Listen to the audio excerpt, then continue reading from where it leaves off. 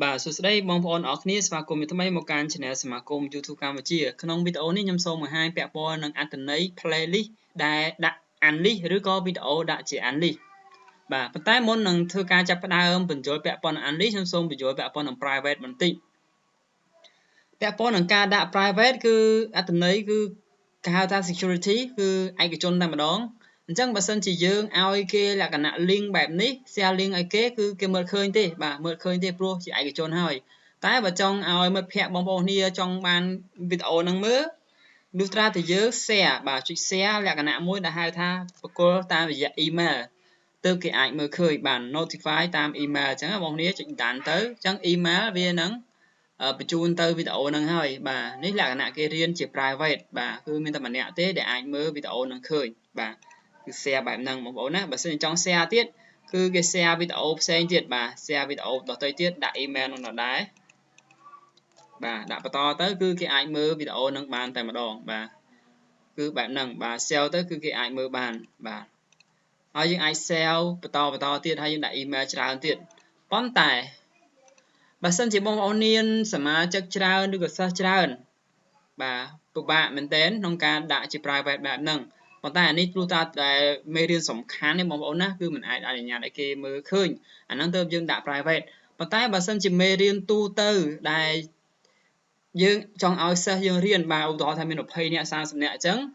យើងមិនអាចដាក់ email 30 email ទេបាទយើងបង្កើត playlist មួយឬក៏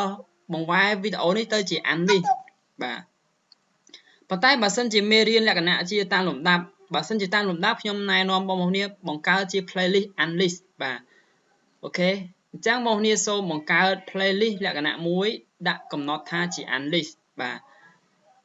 តោះនេះបងប្អូនគ្នាតោះឥឡូវយើងបង្កើតយ៉ាងម៉េចអញ្ចឹងទី1បងប្អូនធ្វើការ select វីដេអូដែលជាបងប្អូនចង់ដាក់ហៅថា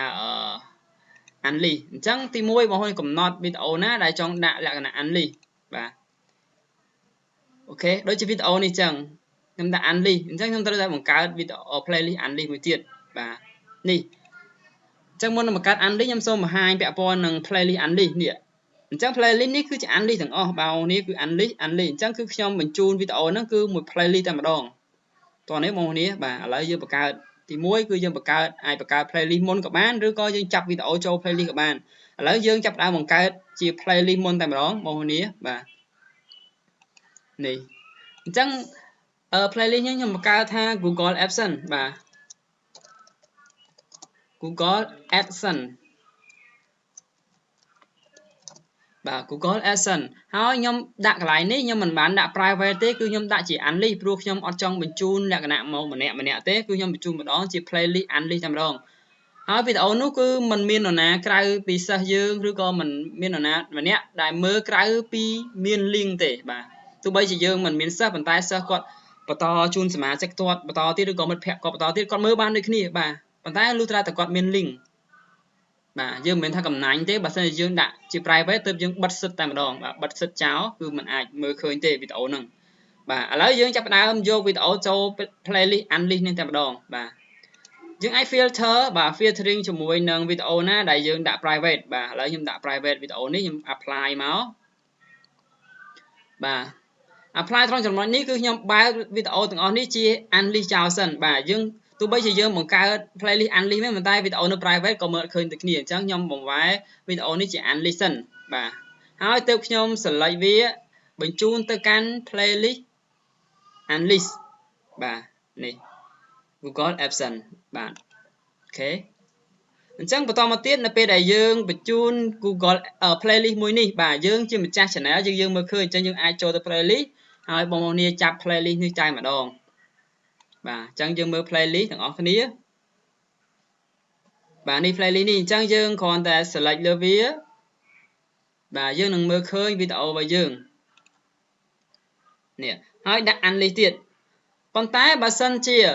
អ្នកដតីឥឡូវយើងនិយាយថានេះជាអ្នកដតីបាទអ្នកដតីចូលមើល channel យើងបាទឥឡូវយើង link ទៅកាន់ channel សមាគម YouTube កម្ពុជា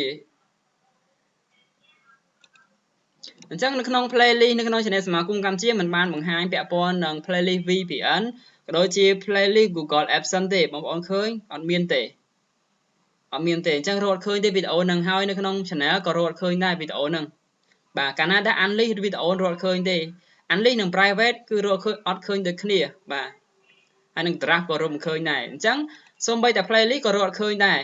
ប៉ុន្តែនៅពេលដែលយើងបញ្ជូនបាទយើងបញ្ជូននេះលក្ខណៈ share បាទលក្ខណៈ share ជា playlist បែបនេះបាទខ្ញុំ share ខ្ញុំឲ្យម្នាក់នោះដូចមិត្តភ័ក្ដិយើងអញ្ចឹងបងប្អូននេះបាទ copy ទៅគឺគាត់មើលឃើញវីដេអូនឹងតែម្ដងបាទមើលឃើញវីដេអូនឹងឃើញបងប្អូននេះបាទសួស្តីបងប្អូនអរគ្នាហើយបើសិនជានៅពេលដែលខ្ញុំធ្វើការ update មេរៀនបញ្ចូលទៀតបាទឥឡូវឧទាហរណ៍ថាខ្ញុំកំពុងតែ update មេរៀនបញ្ចូលទៀតបាទនេះចុះនេះគឺមេរៀនបន្ថែមទៀតគឺខ្ញុំ update វាចូលបាទខ្ញុំ select ទាំងអស់នេះតែម្ដងឥឡូវខ្ញុំ select ទាំងអស់ដែល private ហ្នឹងបញ្ជូនទៅ unlist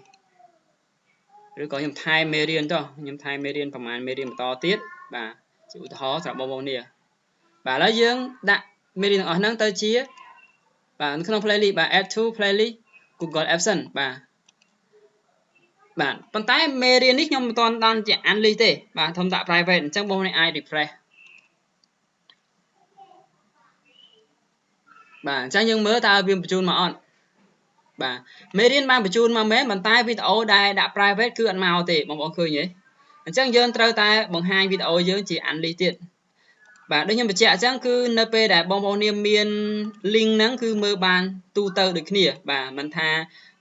គាត់មិនមែនជាសមាជិកសិស្សឬក៏ជាសមាជិកសិស្សទេបាទបើសិនគាត់មានមិត្តភ័ក្តិឬបងប្អូនគាត់អាចបញ្ជូនមេរៀននេះទៅឲ្យគាត់បងប្អូនគាត់មើលបានឲ្យតែមាន link មួយហ្នឹងប៉ុន្តែអ្នកដទៃគឺមើលអត់ឃើញទេបើសិនជាមិនមាន link វីដេអូណាមួយក្នុងចំណោម playlist ទាំងអស់ហ្នឹងព្រោះវីដេអូនេះក្នុង playlist ដែលបានបិទបាទឃើញមកនេះមកនេះនេះហើយដែលជាអត្ថប្រយោជន៍ដែលយើងទុកវីដេអូយើងនៅក្នុង channel យើងដែលមិនអនុញ្ញាតឲ្យនរណាម្នាក់មើលឃើញមានតែយើងទេមើលឃើញយើងអាចជ្រើសរើសបានជាមួយនឹង private វីដេអូឬក៏ជា unlist នេះបើសិនជានៅក្នុង playlist ដែលជាលក្ខណៈ public គឺមើលឃើញប៉ុន្តែ unlist នៅក្នុង playlist unlist បាទវីដេអូ unlist ហើយនៅក្នុង playlist unlist គឺលុះត្រាតែមាន link វីដេអូទើបអាចចូលមើលឃើញបាទនេះខ្ញុំចង់និយាយពាក់ព័ន្ធនឹងអត្ថន័យនៃការបង្កើត playlist unlist ឬក៏ private បាទ private video private unlist ក៏ដូចគ្នាដែរ private លុះត្រាតែយើងបញ្ជូនលក្ខណៈតាមរយៈ email តែបើសិនជា unlist គឺយើងបញ្ជូនលក្ខណៈជា link វីដេអូហើយអ្នកដែលមាន link វីដេអូនេះគឺមើលបានធម្មតាប៉ុន្តែបើសិនជាបញ្ជូនលក្ខណៈ private បើមិនដាក់ email ទេមើលវីដេអូនឹងអត់ឃើញទេបាទអូខេសង្ឃឹមថាបងប្អូននឹងយល់ហើយយកទៅប្រើប្រាស់អ្វីដែលបងប្អូននេះគួរតែប្រើ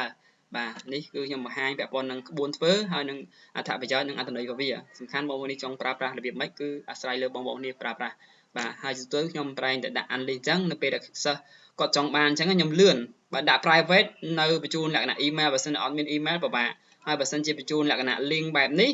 គឺគាត់មើលឃើញដដែលអញ្ចឹងត្រូវបង្កើតបើកជា unlist អញ្ចឹងរាល់វីដេអូទាំងអស់ដែលខ្ញុំទុកសម្រាប់សិស្សគឺខ្ញុំដាក់ជា unlist ហើយខ្ញុំគ្រាន់តែ copy អា link URL នេះទៅគាត់មើលបានតែម្ដងបាទអរគុណច្រើនសង្ឃឹមថាបងប្អូននឹងយល់វីដេអូពាក់ព័ន្ធនឹងការកំណត់ playlist ជា unlist ឬក៏ private បាទអរគុណបាយបាយជួបគ្នាវីដេអូក្រោយ